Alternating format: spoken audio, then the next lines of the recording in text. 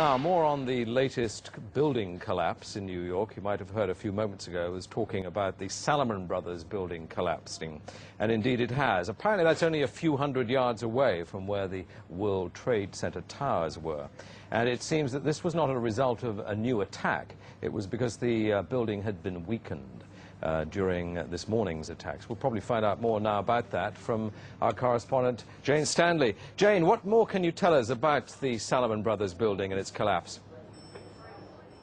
Well, only really what you already know. Details are very, very sketchy. There's almost a sense downtown in New York behind me, down by the World Trade Centers, of just an area completely closed off as the rescue workers try to do their job.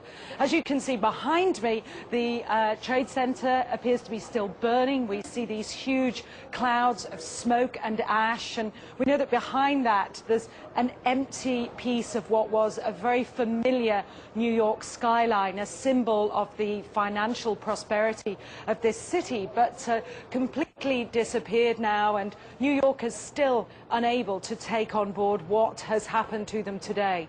Presumably there were very few people in the Salomon building when it collapsed. I mean, there were, I suppose, fears of possible further collapses around the area.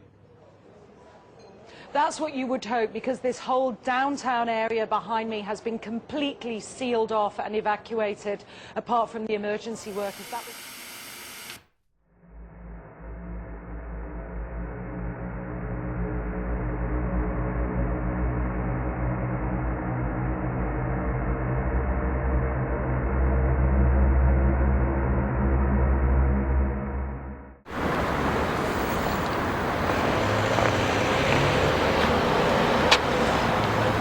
Well, we've just come out from court number 1 here at Crawley Magistrates, and saw, after a bit of a wait, and saw Judge Nichols, who I have to say, initial impressions seemed honest, seemed open and fair and very considerate.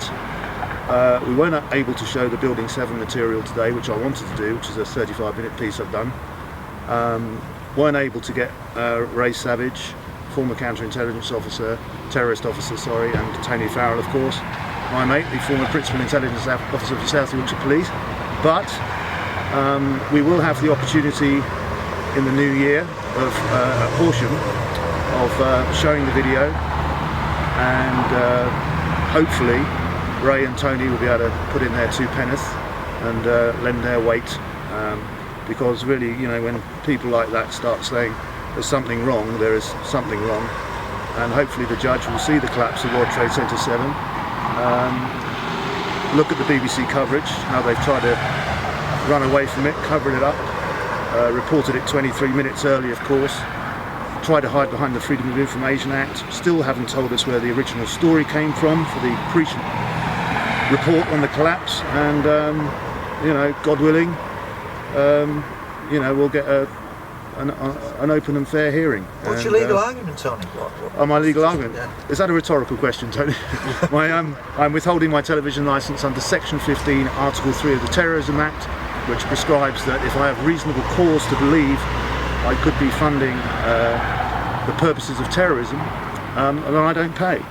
I now have to try and find a legal precedent for this, and I don't think there's going to be one, but we'll try, and hopefully the judge will use his own eyes and ears, because we have audio evidence as well of explosions there. But no, I can't pay the licence. That would be breaking quite a serious law.